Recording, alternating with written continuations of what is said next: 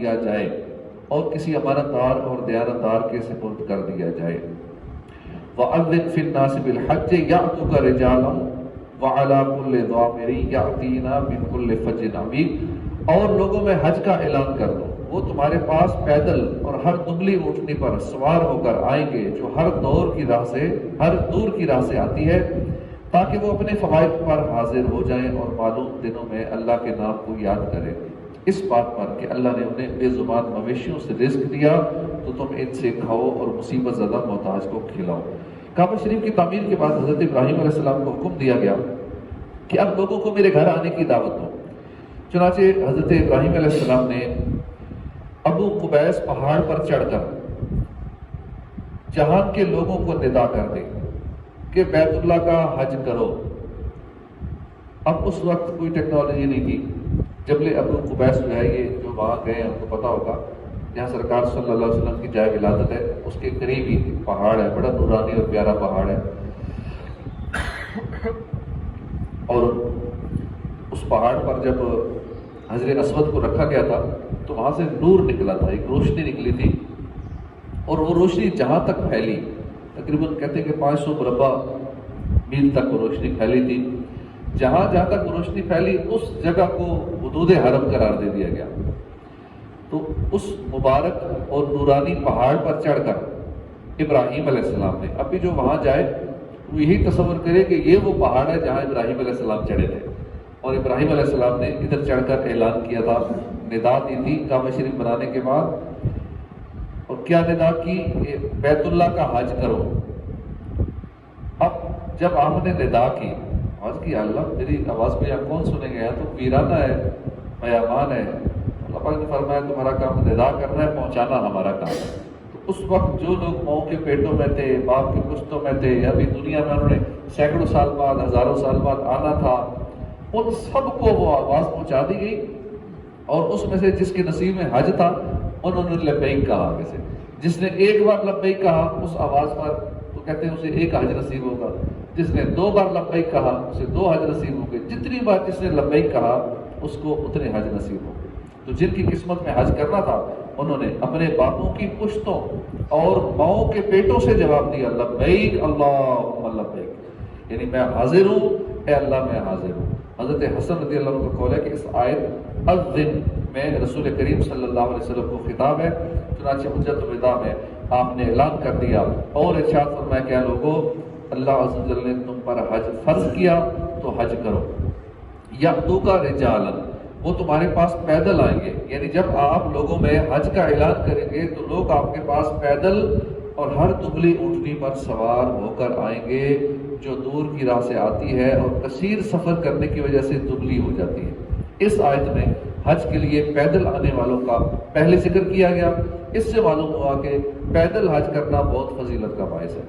حضرت عبداللہ بن عباس رضی اللہ عنہما سے روایت ہے، رسول اللہ صلی اللہ علیہ وسلم نے فرمایا، جس نے مکہ سے پیدل حج شروع کیا حتیٰ کہ حج مکمل کر کے مکہ لوٹ آیا تو اللہ تعالیٰ اس کے ہر قدم کے بدلے میں 700 نیکیاں، وہ بھی حرم کی نیکیاں، وہ لکھی جائیں گی۔ عرض کی گئی حرم کی نیکیاں کیا ہیں؟ ارشاد فرمایا کہ ہر نیکی کے بدلے 1,00,000 نیکی ہے، یعنی ایک نیکی حرم کی 1,00,000 نیکی کے برابر ہے۔ حضرت عبداللہ بن عباس سے روایت ہے، حضور پرنور صلی اللہ علیہ وسلم نے ارشاد فرمایا، سوار ہو کر حج کرنے والوں کے لیے ہر اس قدم کے بدلے میں 70 نیکیاں ہیں جو اس کی سواری چلے، اور پیدل حج کرنے والے کے لیے ہر قدم کے بدلے حرم کی نیکیوں میں سے 700 نیکیاں ہیں۔ اب 70 نیکیاں کہاں، 700 نیکیاں کہاں؟ اب ٹھیک ہے، بسوں میں بھی سفر کر سکتے ہیں، مینا، مزدلفہ، عرفات جا سکتے ہیں، لیکن اگر پیدل جائیں گے تو اب 70 کی بجائے 700 ملیں گی۔ کسی نے عرض کی، یا رسول اللہ حرم کی نیکیاں کیا ہیں؟ ارشاد فرمایا، ایک نیکی 1,00,000 نیکیوں کے برابر ہے۔ تو وہاں جتنا ہو سکے پیدل چلا جائے، ہر قدم پہ 700 نیکیاں، اور 700 کو پھر 1,00,000 سے ضرب لے لیں تو نیکیاں کہاں تک پہنچ جاتی ہیں۔ لَيَشْهَدُوا مَنَافِعَ لَهُمْ، تاکہ وہ اپنے فوائد پر حاضر ہو جائے۔ اس سے پہلی آیات میں حج کرنے کا حکم دیا گیا، اور اب اس حکم کی حکمت بیان کی جا رہی ہے۔ چنانچہ ارشاد فرمایا کہ لوگوں کو حج کے لیے بلائیں تاکہ وہ حج کر کے اپنے دینی اور دنیاوی دونوں طرح کے وہ فوائد حاصل کریں جو اس عبادت کے ساتھ خاص ہیں، دوسری عبادت میں نہیں پائی جاتے۔ حج کرنے والوں کو دینی فائدہ تو یہ حاصل ہوتا ہے کہ اللہ تعالیٰ اس کے گناہ بخش دیتا ہے اور وہ گناہوں سے ایسا پاک ہو کر لوٹتا ہے جیسے اس دن گناہوں سے پاک تھا جب وہ ماں کے پیٹ سے پیدا ہوا تھا۔ چنانچہ حضرت ابو ہریرہ رضی اللہ عنہ سے روایت ہے، حضور اقدس صلی اللہ علیہ وسلم نے فرمایا، جس نے اللہ تعالیٰ کی رضا کے لیے حج کیا اور حج کے دوران کوئی فحش کلام کیا نہ فسق کیا تو وہ گناہوں سے ایسے پاک ہو کر لوٹے گا جیسے اس دن تھا جب وہ ماں کے پیٹ سے پیدا ہوا تھا۔ اور حضرت عبداللہ بن مسعود رضی اللہ عنہ سے روایت ہے، حضور پر نور صلی اللہ علیہ وسلم نے فرمایا، حج و عمرہ محتاجی اور گناہوں کو ایسے دور کرتے ہیں جیسے بھٹی لوہے، چاندی اور سونے کے میل کو دور کر دیتی ہے، اور حج مبرور کا ثواب تو جنت ہی ہے۔ یعنی حج کرنے سے، عمرہ کرنے سے بندہ غریب نہیں ہوتا، غنی ہو جاتا ہے۔ اور دنیاوی فائدہ یہ ہے کہ حج کے دنوں میں لوگ تجارت کر کے مالی نفع بھی حاصل کرتے ہیں، اور بہت سارے انداز ہیں تجارت کے، وہ تو جو وہاں جاتے ہیں ان کو سارے طریقے آ جاتے ہیں کہ میں نے حج پہ بھی جانا ہے اور ساتھ وہاں سے کمانا بھی کیسا ہے، 10-11 لاکھ اگر لگانے ہیں تو وہاں سے 20 لاکھ کمانے کیسے ہیں، یہ سمجھدار لوگ وہ بھی کام ساتھ کر لیتے ہیں، تو ساتھ دینی دنیاوی دونوں فوائد حاصل کر لیتے ہیں۔ وَيَذْكُرُ اسْمَ اللَّهِ فِي أَيَّامٍ مَّعْلُومَاتٍ، اور معلوم دنوں میں اللہ کے نام کو یاد کریں۔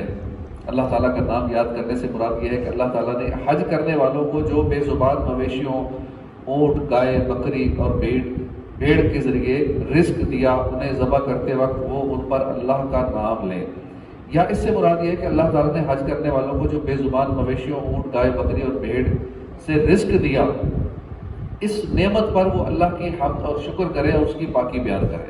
اب وہاں صرف قربانی ہی جو ہوتی ہے اسی کا حساب لگا لیں کہ اس دفعہ جیسے تقریباً 30 لاکھ حاجی ہیں، اب 30 لاکھ جانور جب ذبح ہوگا اور باقی لوگوں پہ دم بھی ہوتا ہے تو وہ جانور اس کے علاوہ ہیں، تو شاید تعداد 60 لاکھ یا نہ جانے کہاں تک، ہر بندے پہ ایک بھی اگر دم ہو یا کئیوں پہ دم زیادہ بھی ہو جاتے تو کتنے جانور ذبح ہوتے ہوں گے، اور وہ جانور وہاں سے پورے بھی نہیں ہوتے۔ جو عرب میں لوگ رکھتے ہیں اونٹ، بھیڑ، بکریاں وغیرہ، تو باہر سے منگوائے جاتے ہیں، دوسرے ممالک سے، آسٹریلیا سے، یورپ سے، دیگر ملکوں سے بھی جانور منگوائے جاتے ہیں۔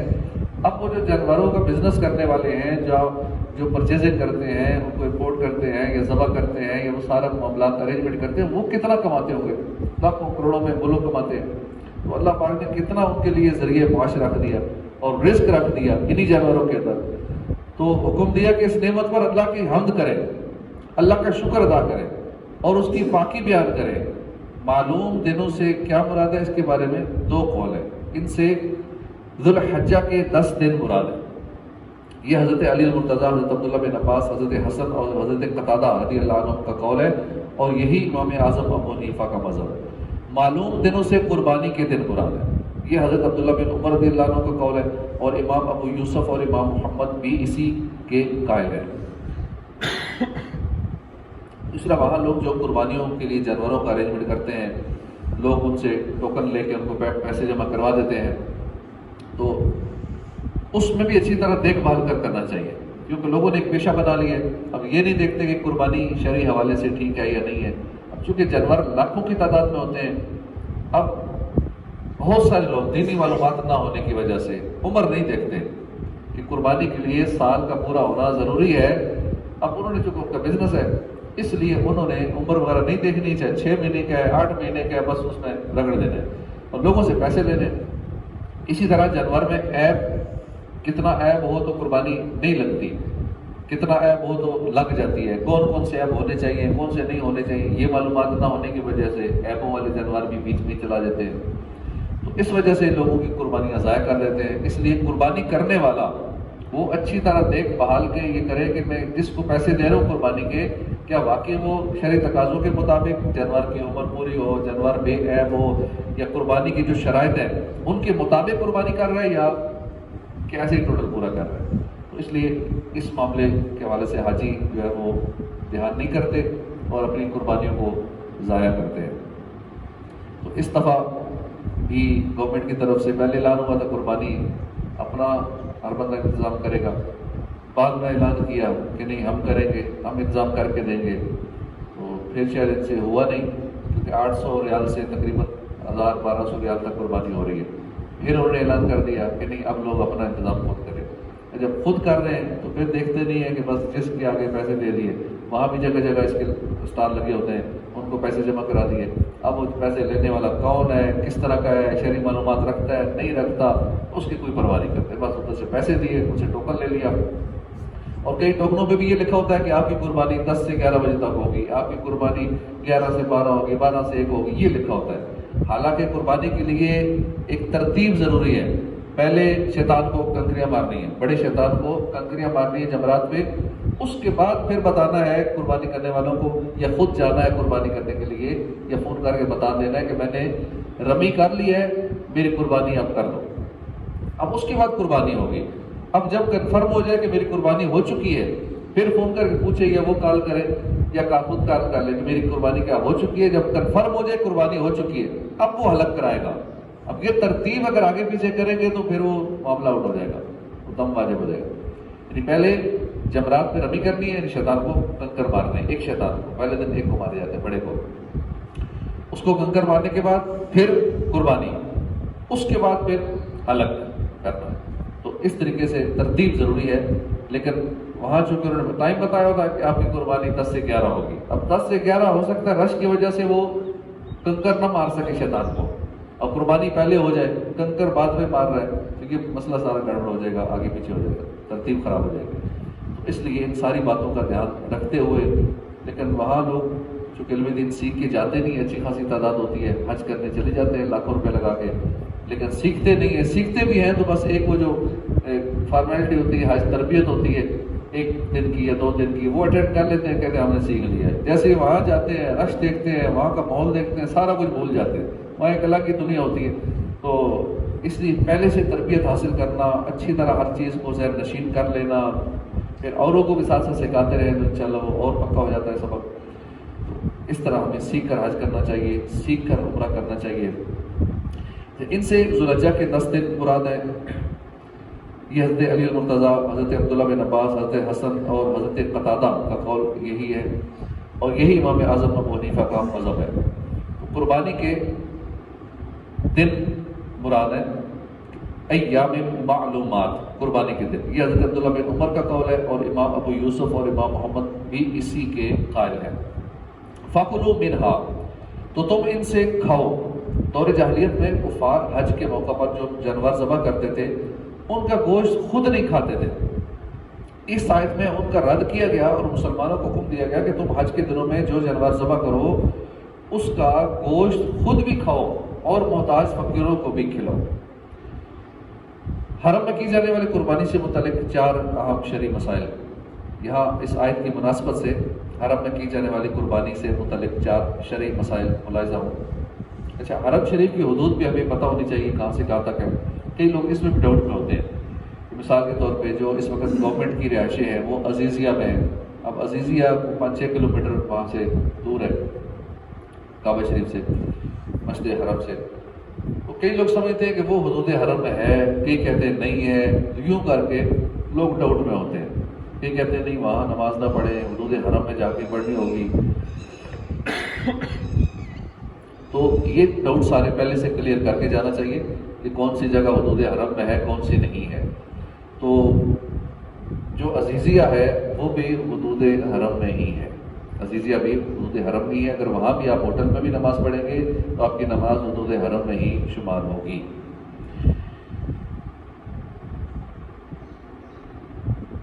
ہدی اس جانور کو کہتے ہیں جو قربانی کے لیے حرم کے لیے لایا جائے, اس کو ہدی کہتے ہیں. یہ 3 قسم کے جانور ہیں, بکری, گائے اور اونٹ. بکری میں بھیڑ اور دمبا بھی شامل ہے, اور گائے میں بھینس بھی شامل ہے, اور تیسرا ہے اونٹ.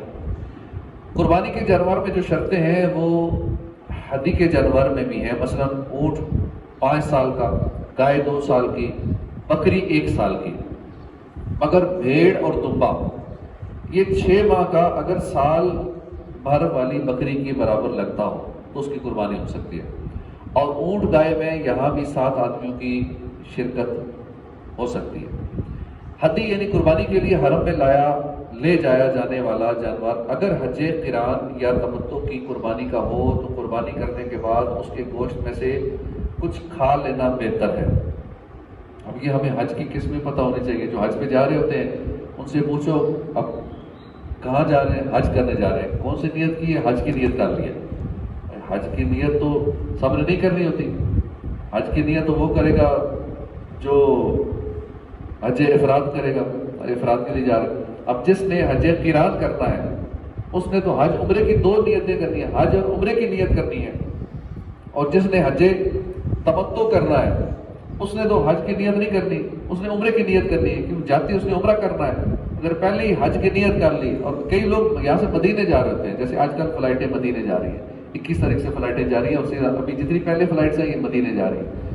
مدینے جا رہی ہیں، لوگ کہتے ہیں ہم حج پہ جا رہے ہیں۔ اب ایئرپورٹ سے کئی لوگ احرام بھی باندھ دیتے ہیں، غلطی سے ایسے لوگ ملے ہیں کہ جو احرام باندھ دیا، پوچھا کہاں جا رہے ہیں؟ حج کے لیے جا رہے ہیں۔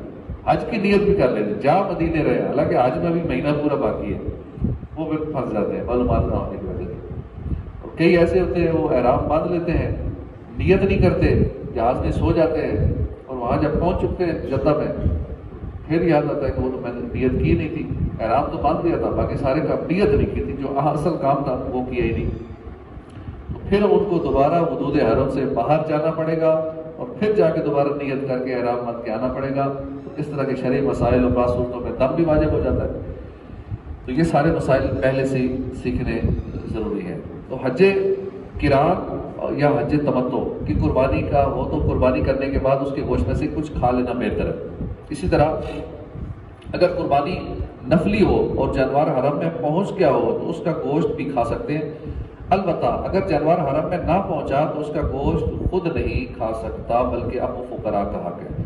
اگر وہ جانور حج قران، تمتع اور نفلی قربانی کے علاوہ کسی اور جیسے کفارے کی قربانی کے لیے ہو تو اس کا گوشت خود نہیں کھا سکتا۔ اور جس قربانی کا گوشت قربانی کرنے والا خود کھا سکتا ہے وہ مالداروں کو بھی کھلا سکتا ہے، اور جس کا گوشت خود نہیں کھا سکتا وہ نہ مالداروں کو کھلا سکتا ہے اور نہ ہی اس کی کھال وغیرہ سے نفع لے سکتا ہے۔ ہدی کا گوشت حرم کے مسکینوں کو دینا بہتر ہے، اس کی نکیل اور جھول کو خیرات کر دیں، اور قصاب کو اس کے گوشت میں سے کچھ نہ دیں۔ ہاں اگر اسے صدقہ کے طور پر کچھ گوشت دیں تو اس میں حرج نہیں ہے۔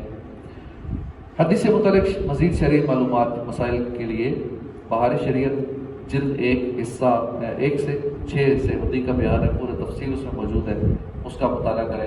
اللہ پاک ہمیں شرعی مسائل سیکھنے کی توفیق عطا فرمائے۔ اور حج جو اتنا بڑا فریضہ ہے، ایک وضو کرنا ہے تو اس کے متعلق مسائل سیکھنا کتنا ضروری ہے، اور حج کرنا جہاں اتنی مشقت ہے، مہینہ یا 40-45 دن کا سفر بھی ہے، اتنی مشقت والی عبادت بھی ہے کہ جہاں روز 5-5 10-10 20-20 30-30 کلومیٹر پیدل چلنا ہے، تو پیسے بھی لاکھوں میں لگانے ہیں، اور پھر بندہ سیکھے بھی نہ، اتنا کچھ کر کے بھی الٹا ساری نیکیوں کو ضائع کر دے، یا بہت سارے دم اپنے سر پہ چڑھا کے گناہوں کا بار لے کے واپس آ جائے، کیونکہ وہاں ایک گناہ بھی لاکھ گناہ کے برابر ہے۔ نیکیوں کا ثواب ایک نیکی کا اگر لاکھ نیکی کے برابر ہے تو گناہوں کا معاملہ بھی بڑا سخت ہے، تو اس لیے ہمیں گناہوں سے بچتے ہوئے حج عمرہ کی ترکیب بنانی ہے۔ اللہ پاک ہمیں بار بار حج عمرہ کی توفیق عطا فرمائے، آمین بجاہ نبی العالمین۔